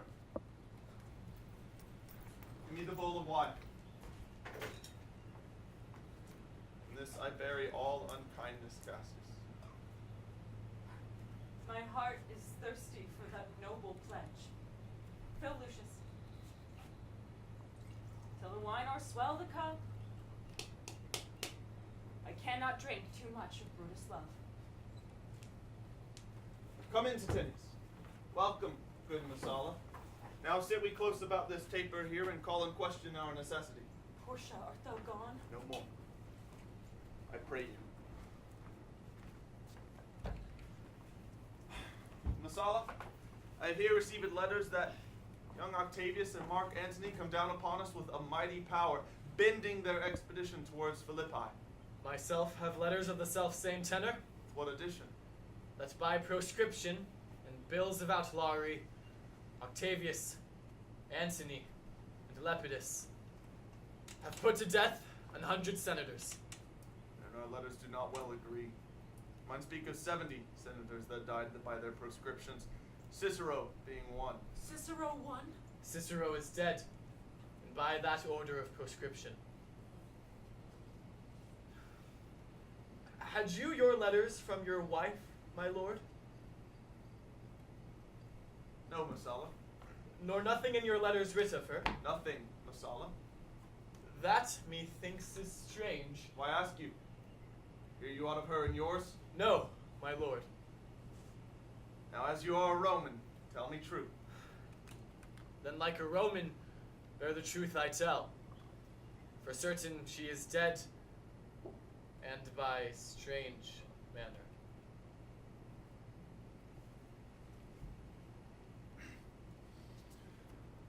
Why, farewell, Portia. We must die, Messala. With meditating that she must die once, I have the patience to endure it now. Even so, great men, great losses should endure. I had as much of this in art as you, but yet my nature could not bear it so. Well, to our work alive. What think you of marching to Philippi presently? I do not think it good. Your reason? This it is. 'Tis better that the enemy seek us. So shall he waste his means, weary his soldiers, doing himself offense, whilst we, lying still, are full of rest, defense, and nimbleness. Good reasons must of force give place to better. The people twixt Philippi and this ground do stand but in a forced affection, for they have grudged us contribution. The enemy marching along by them shall make a fuller number up. Come on, refreshed, new added and encouraged, from which advantage shall we cut him off, if at Philippi we do face him there, these people at our back. Hear me, good brother. By your pardon. You must note beside that we have tried the utmost of our friends. Our legions are brimful. Our cause is ripe. The enemy increaseth every day. We at the height are ready to decline. There is a tide in the affairs of men which, taken at the flood, leads on to fortune. Omitted, all the voyage of their life is bound in shallows and in miseries. On such a full sea are we now afloat, and we must take the current when it serves or lose our ventures. And with your will, go on. We'll along ourselves and meet them at Philippi. deep of night has crept upon our talk, and nature must obey necessity.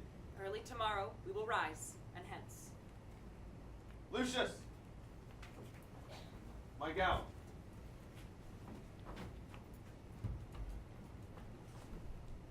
Farewell, good Messala. Good night, Antony. Noble Cassius, good night. And good repose. Oh, my dear brother, this was an ill beginning to the night. Never come such division between our souls. Let it not, Brutus. Everything is well. Good night, my lord. Good night, good brother. Good night, Lord Brutus. Good night, everyone.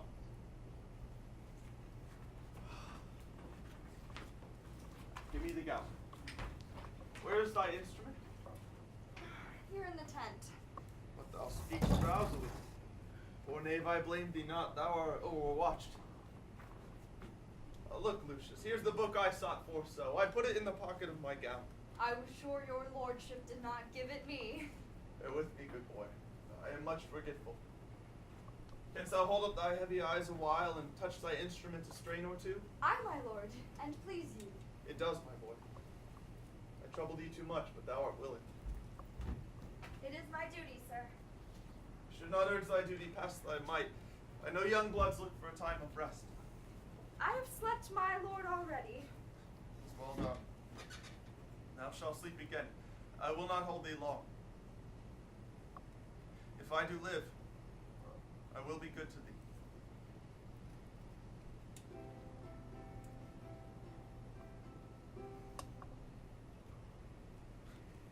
This is a sleepy tune. A murderous slumber.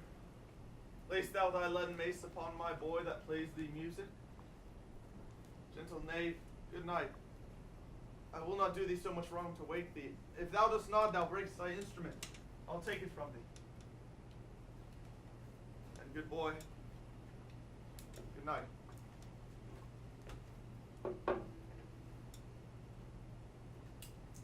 Let me see. Let me see. Is not the leaf turned down where I left reading? Here it is, I think. How ill this taper burns. Ha! Who comes he? Art thou some god? Some angel or some devil that makes my blood cold and my hair to stare? Speak to me what thou art! Thy evil spirit, Brutus. Why comest thou? To tell thee thou shalt see me at Philippi. Well then, I shall see thee again. Aye, at Philippi. Why, I will see thee at Philippi then. Ill spirit, I would hold more talk with thee. Boy, Lucius, awake! The strings, my lord, are false. He thinks he is still at his instrument. Lucius, awake! My lord? Didst thou dream, Lucius, that thou so criedst out? My lord, I do not know that I did cry. Yes, that thou didst. Didst thou see anything? Nothing, my lord.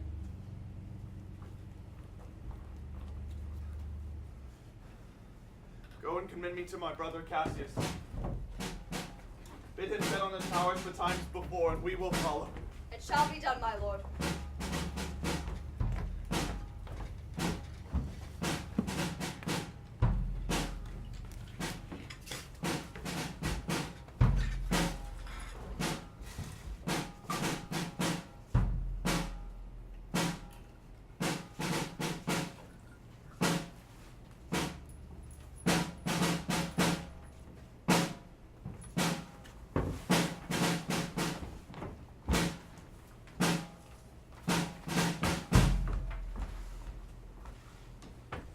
Antony, hopes are answered. You said the enemy would not come down, but keep the hills and upper regions. Proves not so.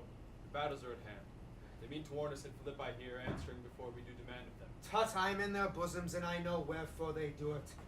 They could be content to come down from other places and show their face with fearful bravery, thinking by this face to fasten in our thoughts that they have courage. But 'tis not so. Prepare you, generals!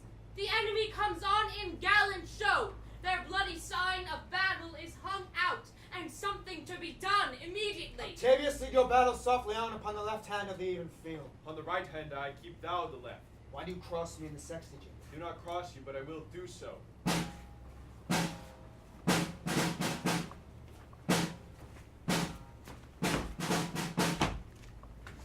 Words before blows. Is it so, countrymen? We love words better as you do.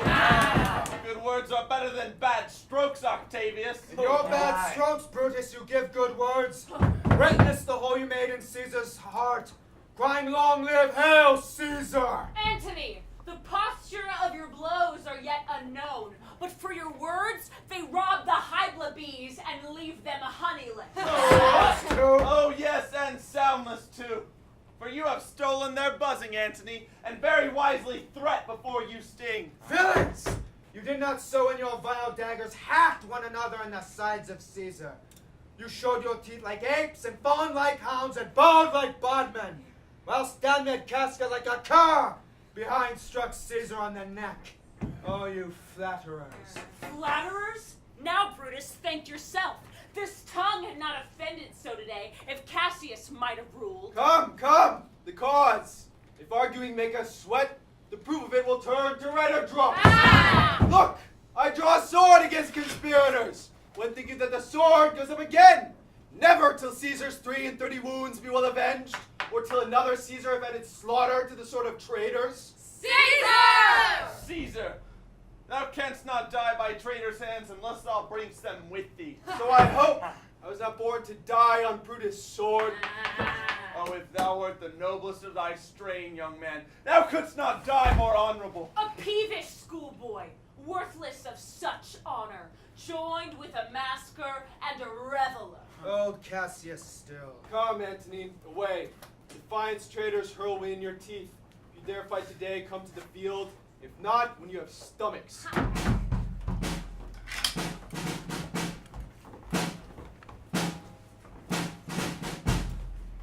Why now blow, wind! Swell, billow, and swim bark.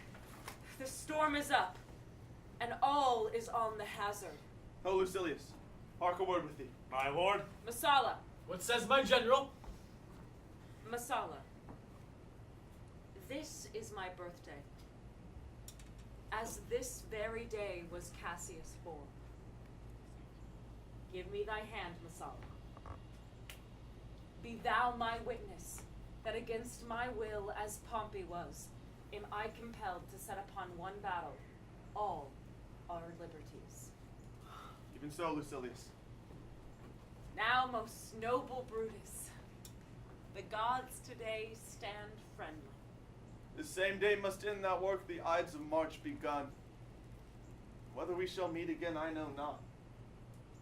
If our everlasting farewell take, forever, and forever farewell. If we do meet again, why we shall smile. If not, why then this parting was well made. Forever and forever farewell, Brutus. If we do meet again, we'll smile indeed. If not, 'tis true. This parting was well made. Why then lead on. Oh, that a man might know the end of this day's business ere it come. But it sufficeth that the day will end, and then the end is known. Come home! Away!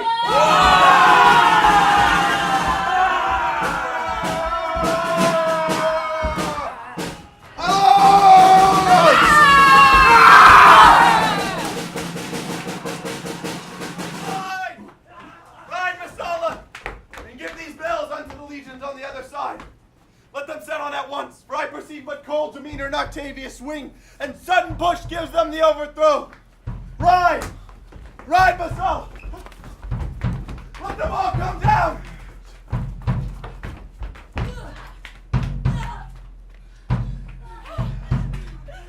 Look, Titinius, look!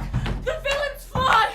Myself up to mine own turned enemy. The citizen here of mine was turning back. I slew the coward and did take it from him. Oh, Cassius, Brutus gave the word too early, who having some advantage on Octavius took it too eagerly.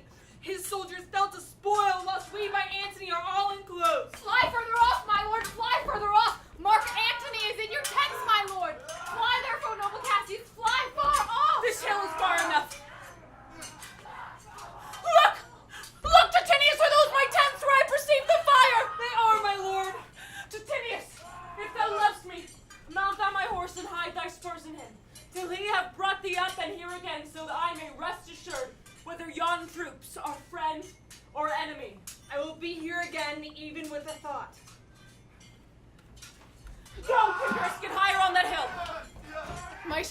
was ever thick.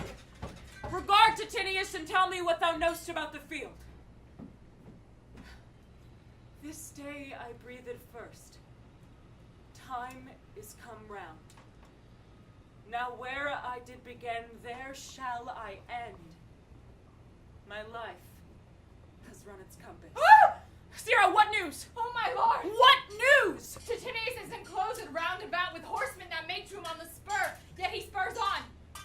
Now they are almost on him. He's taken. And hark, they shout for joy. Come down, behold no more! Oh, coward that I am to live so long to see my best friend ta'en before my face! Come hither, Sirrah. In Parthia did I take thee prisoner, and then I swore thee, saving of thy life, that whatsoever I did bid thee do, thou shouldst attempt it. Come now, keep thine oath, now be a free man, and with this good sword that ran through Caesar's bowels, search this bosom. Stand not to answer here. Take thou the hilt, and when my face is covered, as 'tis now, guide thou the sword.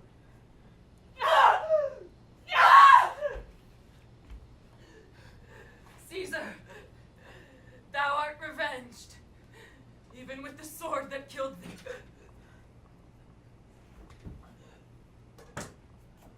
So I am free, yet would not so have been durst I had done my will. O Cassius! Far from this country Pindarus shall run, where never Roman shall take note of him. It is but change, Titinius. For Octavius is overthrown by noble Brutus' power, as Cassius' legions are by Antony. These tidings will well comfort Cassius. Where did you leave him? All disconsolate with Pindarus, his bondman on this hill. Is not that he that lies upon the ground? He lies not like the living. Oh, my heart. Is not that he? No, this was he, Messala. But Cassius is no more. Oh, setting sun, as in thy red rays thou dost sink tonight, so in his red blood Cassius' day is set. The sun of Rome is set. Our day is gone. Clouds, dews, and dangers come, our deeds are done. Mistrust of my success hath done this deed. Mistrust of good success hath done this deed. What? Pindarus! Where art thou, Pindarus? Seek him, Titinius! Whilst I go to find the noble Brutus, thrusting this report into his ears. Hie you, Messala. I will seek for Pindarus the while. Why didst thou send me forth, brave Cassius? Did I not meet thy friends? And did not they put on my brows this wreath of victory and bid me give it thee? Didst thou not hear their shouts? Thou hast misconstrued everything. But hold thee. Take this garland on thy brow. Thy Brutus bid me give it thee, and I will do his bidding. Brutus! Come apace! See how I regarded Caius Cassius. By your leave, gods, this is a Roman's part. Come, Cassius' sword, and find Titinius' heart.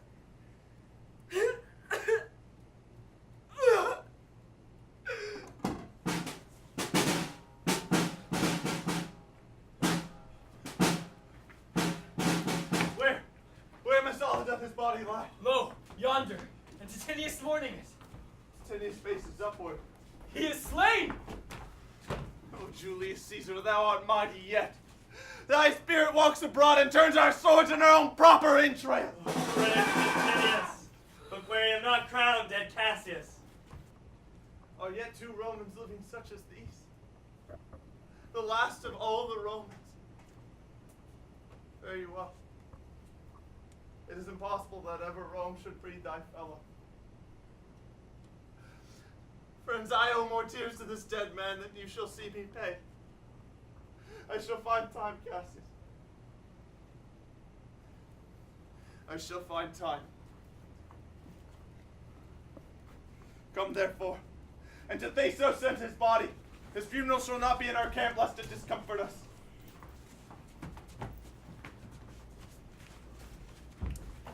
Come, Romans! Yet ere night we shall try fortune in a second fight!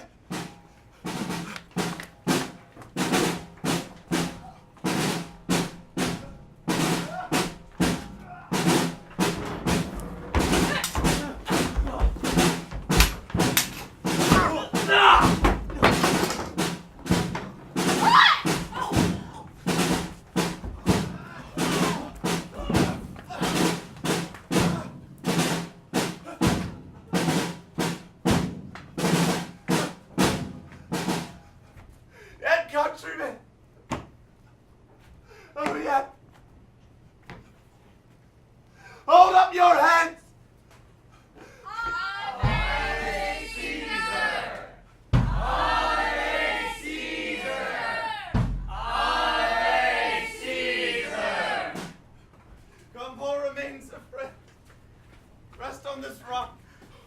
Julius showed the torchlight, but my lord, he came not back. He is or ta'en or slain. Sit thee down, Clitus.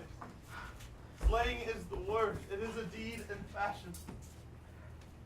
Hark thee, Clitus. What? I, my lord? Not for all the world, no. Peace then. No words. I'll rather kill myself. Hark thee, Dardanius. Shall I do such a deed? What ill request did Brutus make to thee? To kill him, Clitus. Look, he meditates. Now is that noble vessel full of grief that it runs over even at his eyes. Commander, Volumnius, list a word. What says my lord? Why this, Volumnius? The ghost of Caesar hath appeared to me several times by night.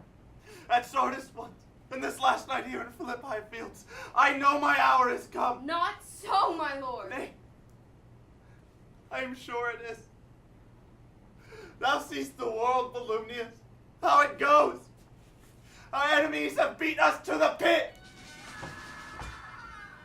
It is more worthy to leap in ourselves than tarry till they push us. Good Volumnius, thou knowst that we two went to school together.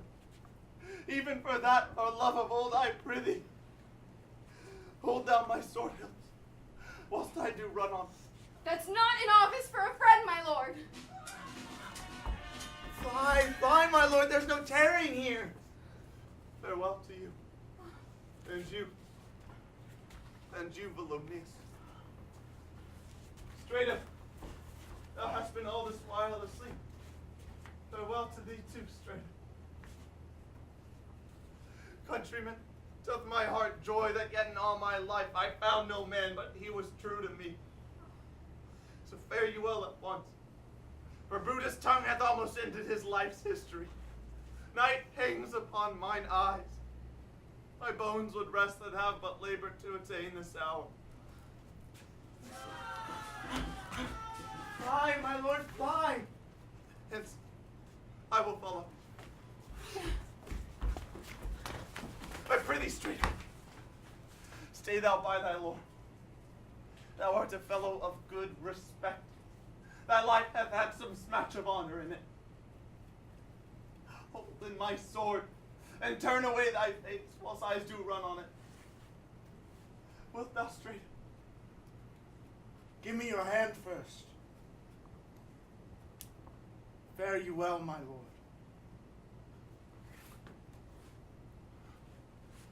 Farewell, good Straight.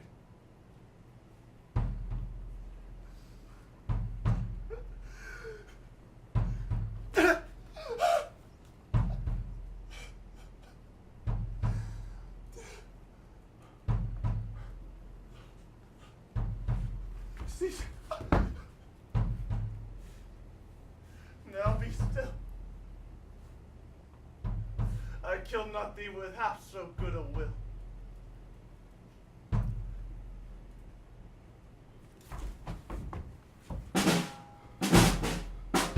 What man is that? My master's man. Straight up, where is thy master? Free from the bondage you are in, Messala. The conquerors can but make a fire of him, for Brutus only overcame himself, and no man else hath honor by his death. So Brutus should be found. All that serve Brutus, I will entertain them. Fellow, wilt thou bestow thy time with me? Aye, if Messala will prefer me to you. Do so, good Messala. How died my master, Strato? I held the sword, and he did run on it. Octavius, then take him to follow thee, that did the latest service to my master. This was the noblest Roman of them all. All the conspirators save only he did that they did in envy of great Caesar. He only in a general honest thought and common good to all made one of them. His life was gentle, and the elements so mixed in him that nature might stand up and say to all the world, this was a man. According to his virtue, let us use him. All respect and rites of burial. In my tent his bones tonight shall lie most like a soldier, ordered honorably. So call the field to rest. Let's away. Depart the glories of this happy day.